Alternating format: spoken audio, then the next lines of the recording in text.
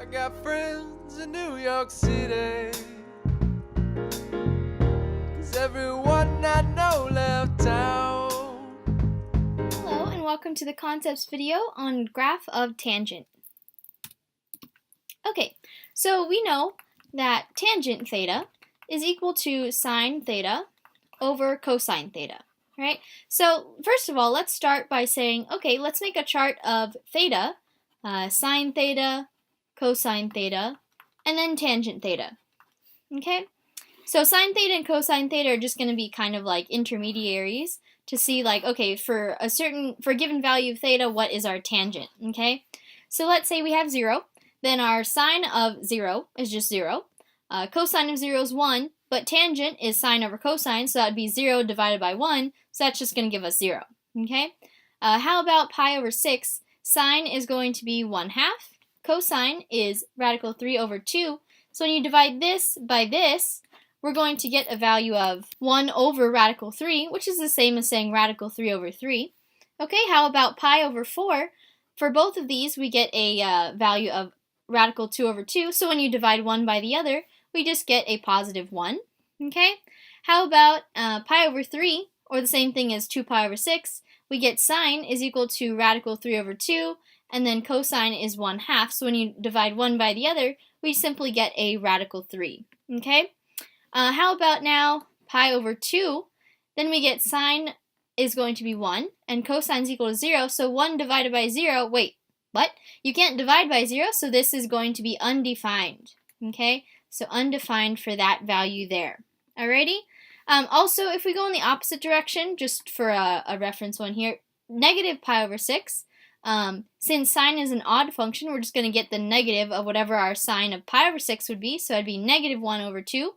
Okay, but cosine is an even function, so we get something like this, so we just get the negative value of whatever we got for pi over 6. Okay, so tangent also, that's something important to note. So tangent, like let's say you plug in a negative of your angle, okay, and so that means you plug in a negative of your angle on top as well as a negative of your angle on the bottom. Okay, sine is an odd function, so that means the negative can be pulled out in front. But the cosine one, that one kind of can just change and become positive on its own. Okay, so this is negative that thing. Okay, so tangent of negative theta is equal to negative sine theta over cosine theta, just because sine is odd, that's an odd function, and cosine is an even function. Okay, and this thing here is actually just equal to negative tangent of positive theta. Okay, so because of this relation that we see here, because when you plug in a negative value of something, like negative of something, if that is equal to negative of the function value, when you plug in that positive something, then like basically if you could just pull out that negative sign like we see here, this tells you that we have an odd function. So tangent is also an odd function, just like sine is. Okay? So let's say we were to actually graph the points from our table on the previous slide, we would get something that looks like this. So let's say this is theta, and this is our tangent theta up here, axis. Okay, so let's say we have 1, 2, 1, 2, negative 1, negative 2. Okay, and then let's say we have negative pi over 2 over here, positive pi over 2 here. This is pi over 4. Okay, and this is negative pi over 4. So if we graph those points, we saw we had 0, 0, of course. Pi over 4, we got a positive 1.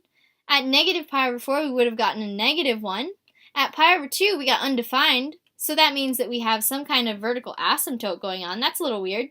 At negative pi over 2, we would also have a vertical asymptote because our cosine is going to be equal to 0. And since you divide by cosine, you can't divide by 0, right?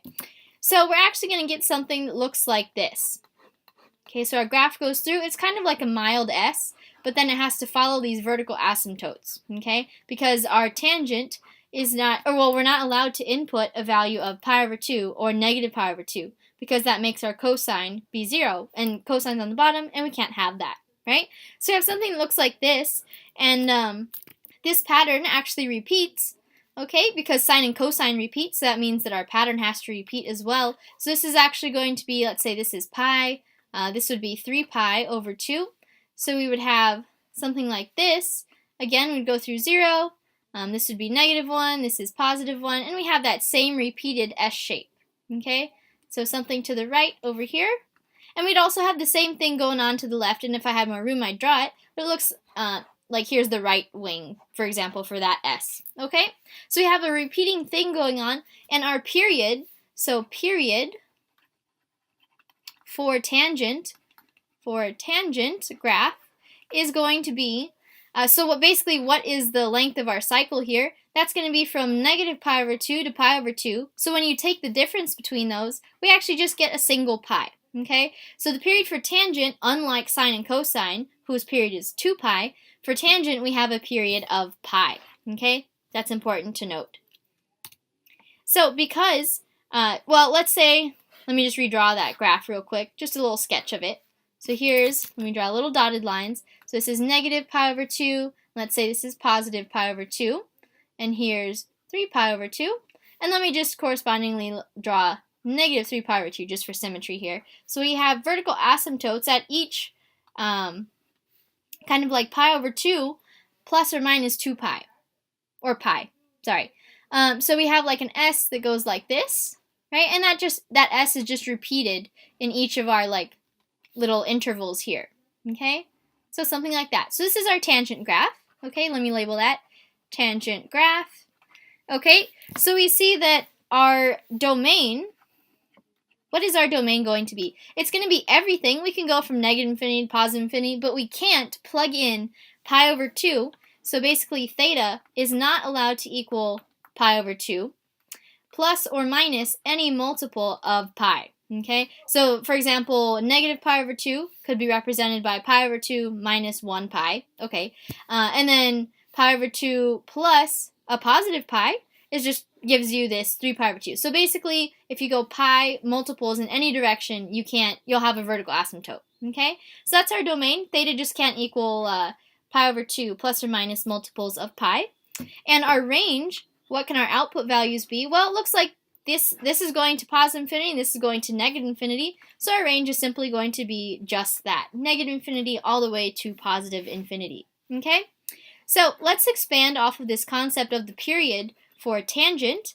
Okay, so because the period for tangent is equal to pi, then instead of saying t is equal to 2π over b, this is only for sine and cosine, because the period for sine and cosine is 2π. But now, as you might guess, the period for tangent, the one that we're going to use for that, is going to be pi over b. Okay? And we just have a single pi here because that's the normal period for a tangent graph. Okay? Where we have tangent of b times t. So again, that b is the coefficient of t.